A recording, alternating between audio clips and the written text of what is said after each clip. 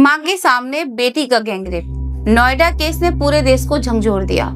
Hello everyone, welcome back to my channel Beena Raghav. मैं आज अपने चैनल में आपके साथ फिर से एक ऐसी न्यूज के बारे में बात करने जा रही हूँ जिसने पूरे देश को झंझोर दिया है, क्योंकि ये घटना कोई ऐसी वैसी घटना नहीं है। ये घटना है एक 15 साल की लड़की की, जिसके साथ दरिंदों ने बहुत बुरी तरीके से दरिंदगी की। और अगर आपके सामने आपकी 15 साल की बेटी को दरिंदे खींच ले जाए तो सोचिए आप पर क्या बीती होगी। तो चलिए बताती हूँ कि इस घटना में क्या हुआ था। नोएडा में घटी इस घटना ने फिर से सवाल खड़ा कर दिया, क्या लड़कियां इस देश में कहीं भी सुरक्षित हैं? नोएडा सेक्टर 63, तारीख थी 28 जुलाई। एक माँ अपनी 15 साल की बेटी के साथ ऑटो से उतरकर अपने घर की ओर जा रही थी। रास्ता सुनसान था और अंधेरा था, पर माँ को नहीं पता था कि कुछ ही कदम चलकर उसकी बेटी के साथ क्या होने वाला है। कुछ ही समय बाद 2 बाइक पर 4 लड़के आते हैं और लड़की को जबरदस्ती झाड़ियों की ओर खींचकर ले जाते हैं। माँ चिल्लाती रह जाती है, मदद मांगती है, लेकिन कोई नहीं आता है। आज हमारे समाज की सबसे बड़ी समस्या यही है कि लोग किसी की भी परेशानी में उसका साथ नहीं देना चाहते हैं, और खासकर कि ऐसे मामलों में उन्हें लगता है कहीं ऐसा ना हो कि हम उल्टे फंस जाएं, क्योंकि हमारे कानून में भी कुछ ऐसे नियम बना दिए गए हैं कि अगर मदद करने वाला पहले सामने आए तो जो पुलिस है वो मदद करने वाले से ज्यादा सवाल करती है। इसलिए कुछ लोग तो ऐसे होते हैं वो इन बातों से डर जाते हैं। अब आगे क्या होता है कि चारों लड़कों ने उस लड़की के साथ मिलकर गैंग रेप किया। लड़की की हालत इतनी गंभीर हो गई कि वो बिल्कुल ऐसी हो गई थी जैसे वो अभी मौत के मुंह में चली जाएगी। लेकिन माँ थी, उसे आस थी कि शायद उसकी बच्ची बच जाए।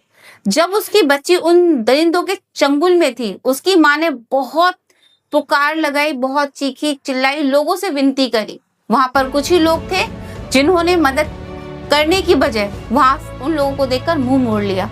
क्यों? वो डरते थे कहीं सिस्टम उनके खिलाफ जाकर कोई एक्शन ना ले ले। माँ ने जैसे तैसे करके अपनी बेटी को अस्पताल में भर्ती कराया।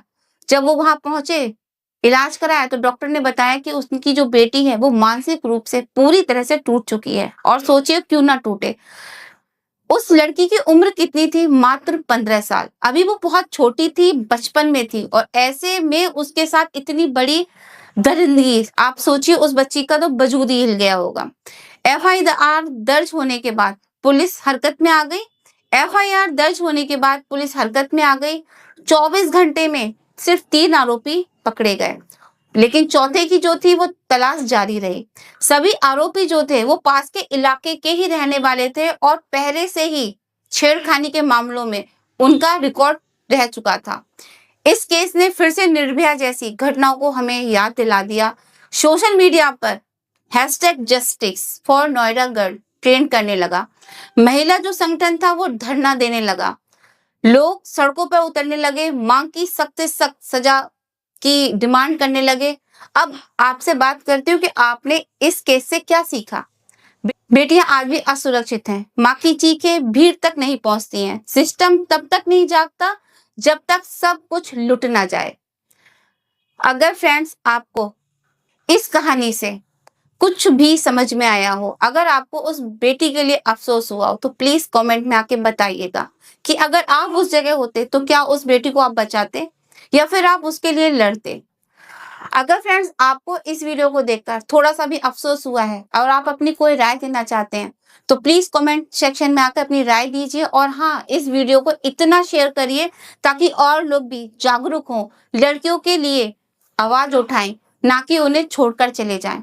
तो चलिए फिर मिलूंगी आपसे नेक्स्ट वीडियो में न्यू कहानी के साथ। तब तक के लिए बाय, थैंक्स फॉर